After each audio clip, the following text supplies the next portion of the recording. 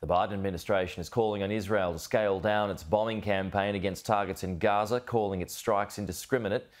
Again, Lloyd Austin has visited Israel, reaffirming the US's support, but stressing Israel must change its strategy to retain global support. So we will continue to stand up for Israel's bedrock right to defend itself. And we will also continue to urge the protection of civilians during conflict and to increase the flow of humanitarian aid into Gaza. That's important as Israel fights to dismantle the Hamas terrorist infrastructure in Gaza.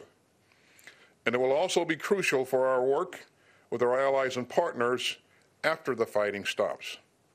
Now, in my meetings today, I also discussed the need to take urgent action to stabilize the West Bank.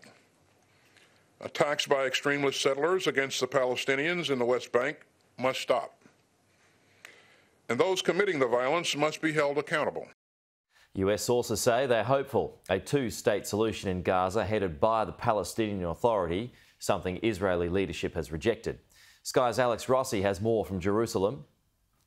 They showed a united front in that press conference.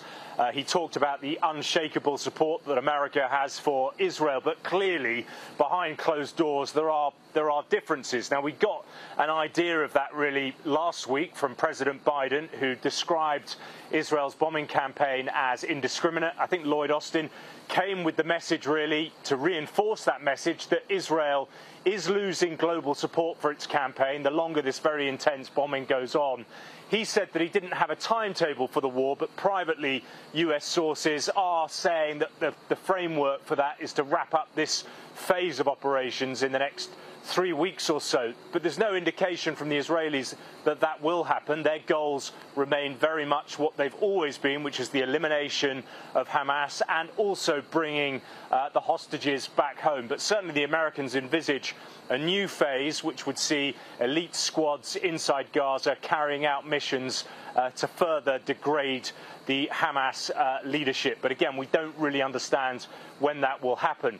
Now, there's also divergence, Mark, on what happens when the fighting stops. The American view is that a revitalized Palestinian Authority headed by Mahmoud Abbas, the president, would take over. But the Israelis, Prime Minister Netanyahu, said that that's not going to happen at all. And he's also pretty much ruled out a two-state solution, which again, further down the tracks is what the Americans want to work towards.